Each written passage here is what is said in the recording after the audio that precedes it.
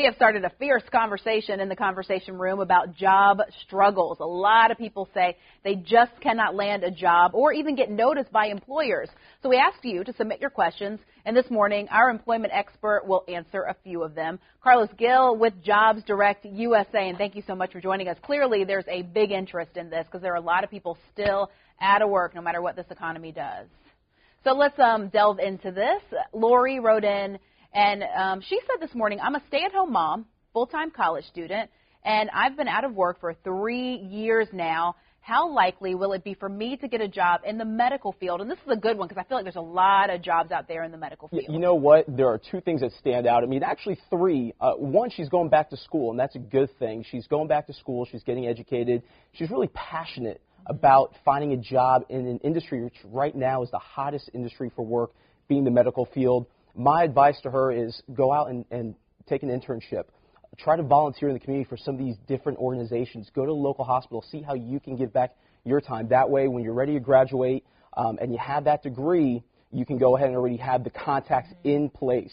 Which is so important. We're talking now about that. It's saying that a lot of the hiring now is taking place with either someone who has vouched for you or another coworker that knows you and can say, hey, I like this guy. You should give him a chance. It's all about who you know and who knows you. Keep that in mind. Very important. Okay. Second question. Tracy wrote in and said, I have 15 years of administrative assistance experience. I've sent out numerous resumes but never receive a call. So what can I do at least just to get a chance? So she's not being noticed, period. Well, you know what? Like Tracy, there's a lot of job seekers out there that send out countless resumes. I call it blind applications. They wait for the phone to ring. Try this. Send out your application, follow up with a phone call. Also, there's a great website out there called LinkedIn.com. Use LinkedIn as a resource to make contact with the recruiters at the companies that you really want to work for. And again, it's networking. So don't wait for the recruiter or for the phone to ring. Don't wait for to come to you. You go to them. And secretaries, I always say, sometimes they are your first line of defense. And if you can kind of make an impression with them, they'll be like, hey, call this person back. They've called you a few times. Okay, here's one from Roy. He said, how do you get hired when 8,000 applicants have applied for the same exact job that you want? Great question. Ask yourself this. What makes you unique? What makes you stand out? And why should a company hire you?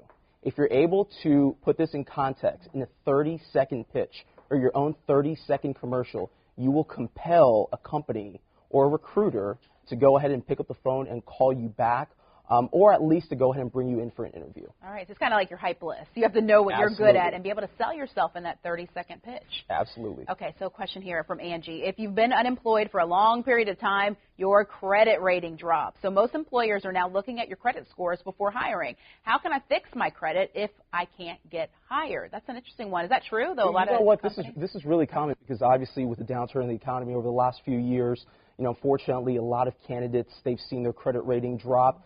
My advice is be honest and be upfront. If you see that you're going through the process, this company is going to do a background check on you, be upfront. Don't hold anything back. It's better that you divulge this information upfront rather than they be hit with a surprise. Yeah, and that be the thing that not get you the job. Correct. Okay, here's one that I'm sure a lot of people, male and female, dealing with this. But this person asking, how does a male in his 50s with years of experience get back into the workforce?